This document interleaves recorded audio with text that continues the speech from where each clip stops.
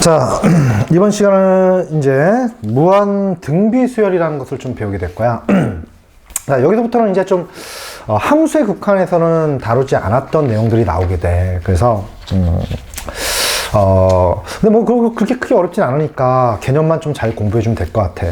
자, 뭘 배운다고 그랬었지? 선생님이 무한 등비 수열의 극한. 한마디로 뭐냐면은 등비수열의 극한에 대해서 배우게 되는 거야. 등비수열의 극한에 대해서. 그치?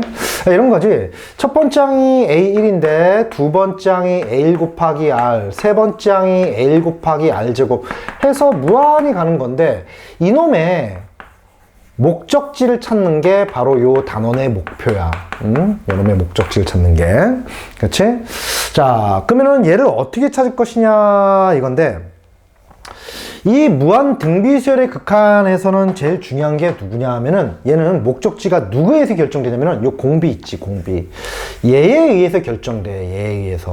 그래서 이 공비가 너무 중요합니다. 공비가 너무 중요해서 좀 공비를 좀 강조하기 위해서 선생님이 누구에 대해서 조금 이놈의 극한값이 어떻게 되는지를 소개하려고 그러면은, 자, 요 놈에 대해서 리미트 한 다음에 n이 무한대로 갔을 때 r의 n제곱이 이렇게 있다면은, 자, 요 꼴, 그러니까 여기가 이게 무한히 가는 거잖아. 그때 요 공비가 어떻게 되냐에 따라서 이놈의 극한값이 어떻게 결정되는지 여기에 대해서 좀 설명해 보려고 그래. 여기에 대해서 좀 설명해 볼 건데, 자, 그놈의 극한값은 이런 식으로 됩니다. 이런 식으로.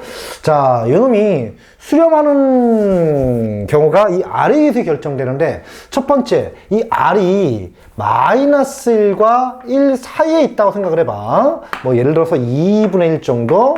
그럼 2분의 1의 1제곱은 2분의 1이고, 2분의 1의 제곱은 우리가 어떻게 돼? 4분의 1, 2분의 1의 세제곱은 우리가 8분의 1. 보신 것처럼 절대값이 점점 작아지고 있지. 그치? 그럼 이게 절대값이 점점 작아진다는 것은, 자, 공비가 요 범위에 있다면은 이놈은 어디? 0으로 극한값이 수렴하게 된다는 얘기야. 그치? 되겠죠. 자, 그리고 R이 1인 경우도 우리가 수렴하게 되는데, 공비가 1이면은 모든 항이 다 1일 거 아니야. 그치?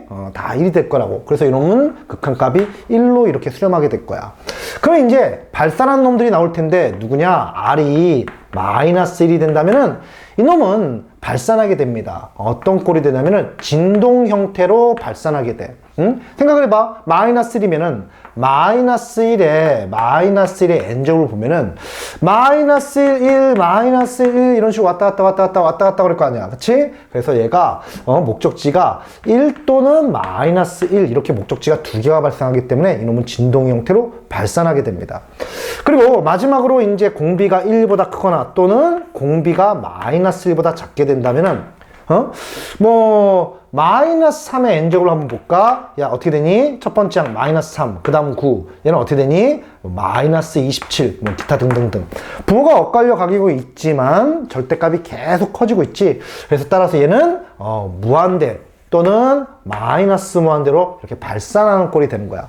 그치? 자, 그래서 여러분들이 이 등비수열의 극한에서 자, 누구에 의해서 수렴하냐 하면은 요 공비에 의해서 수렴합니다. 이 공비에서 수렴해. 그래서 여러분들이 요것만 잘 알고 있으면 사실 끝난 거나 다름없다. 이 등비수열의 극한에서 가장 중요한 개념은 바로 얘입니다. 얘. 그래서 여러분들이 자, 이 정도를 갖다가 그냥 대충 공부하고 하면 안 되고, 우리가 자, 어떻게 수렴하는지를 파악하고 공비가 어떤 범위에서 저렇게 수렴하는지 얘만 제대로 니네가 공부를 해준다면은 이게 등비수열의 극한 어려울 이유가 없습니다. 되겠죠?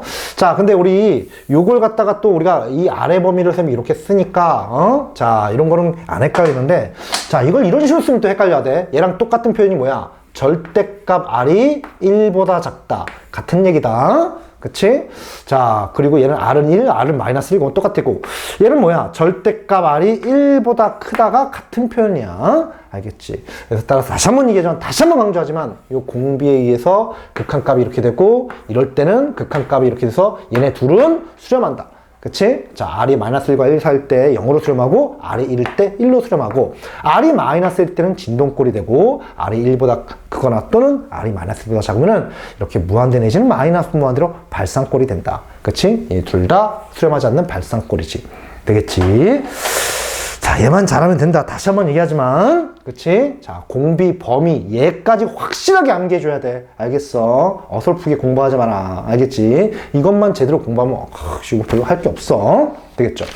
자, 좋습니다. 그렇다면은, 자, 끝난 게 아니고 설명을 계속 이어가 볼게요. 한 번에 다 설명하려고 그렇게 어렵지 않아서.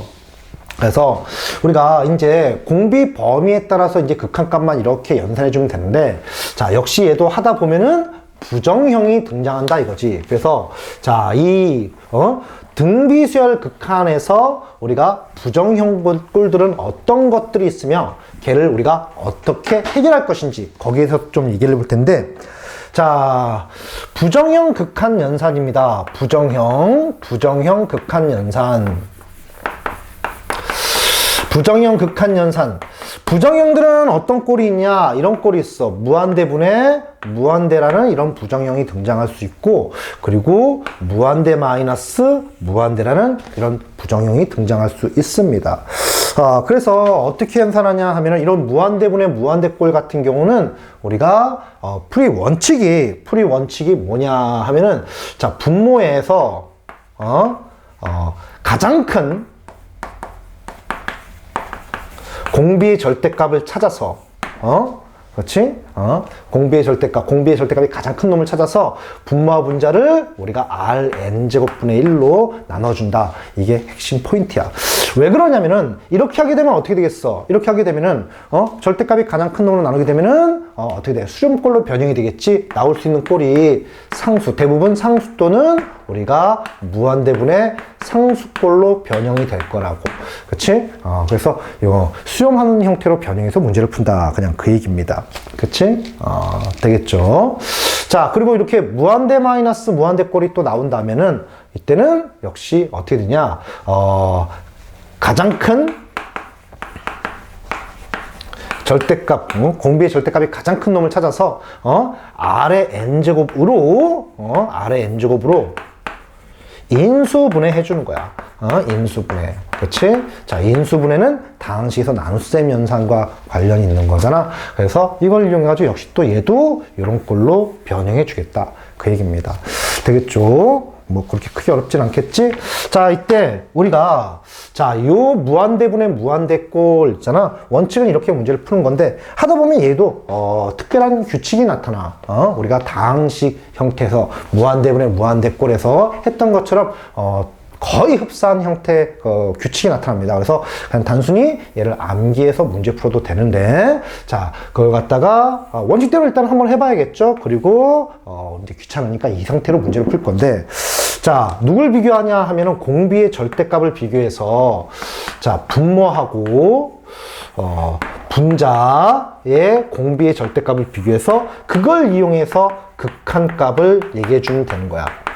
그래서 우리가 만약에 분자 쪽에 공비의 절대값이 크다면은 얘로 나눠봤자 우리가 분자는 무한대 내지는 마이너스 무한대꼴을 유지하게 될 테니까 극한값은 무한대 또는 마이너스 무한대로 발산하게 됩니다. 그래서 극한값이 존재하지 않는다는 얘기지. 비슷하네. 우리가 왜 다항식분의 다항식 무한대분의 무한대꼴에서 차수를 비교해서 분자가 크면은 이렇게 무한대 아니면 마이너스 무한대로 발산했잖아. 뭐 다를 게 없어.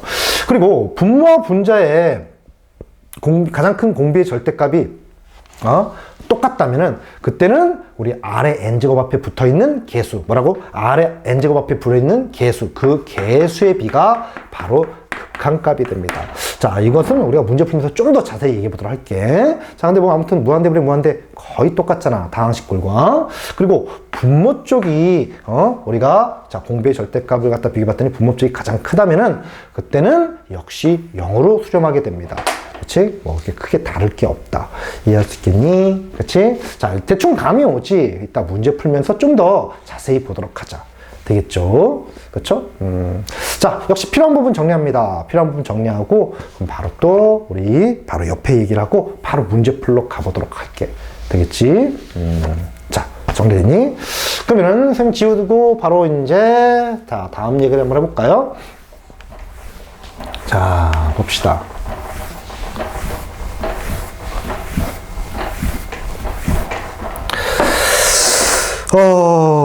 자, 무한 등비 수열에 수렴 조건을 물어보는 문제가 나옵니다. 우리 수렴하기 위한 조건을 물어보는 문제가 나오게 돼. 수렴 조건을 물어보는 문제가. 자, 그래서, 자, 유형이 몇 가지, 두 가지 유형이 있는데, 뭐, 첫 번째 유형부터 한번 볼까? 문제 조건이 이렇게 나온 거야. 그러니까 그 수열이 아래 n제곱꼴이야. 아래 딱. 그러니까 주어진 등비 수열이 아래 n제곱꼴이야.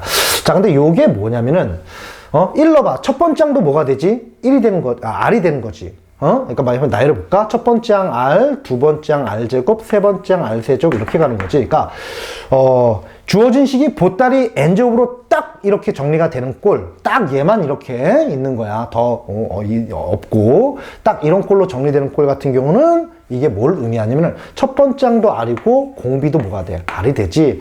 그래서 얘는 첫 항과 공비가 이렇게 일치하는 꼴을 의미하게 돼.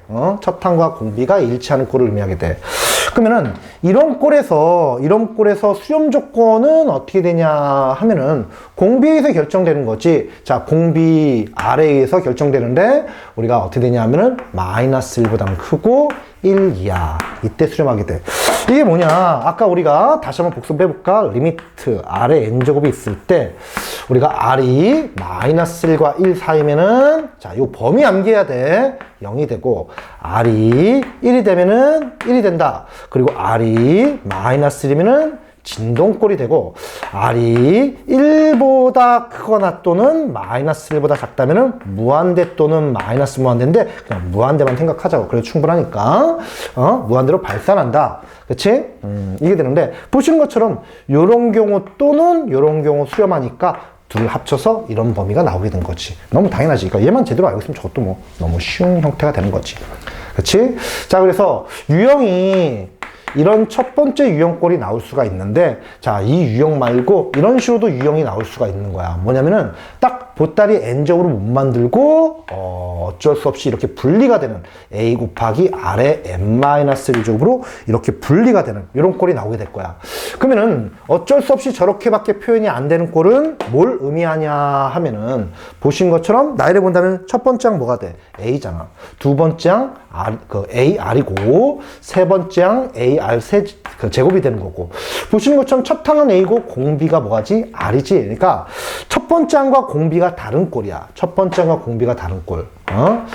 첫 항과 공비가 다른 꼴이지. 이렇게 다른 꼴. 그치?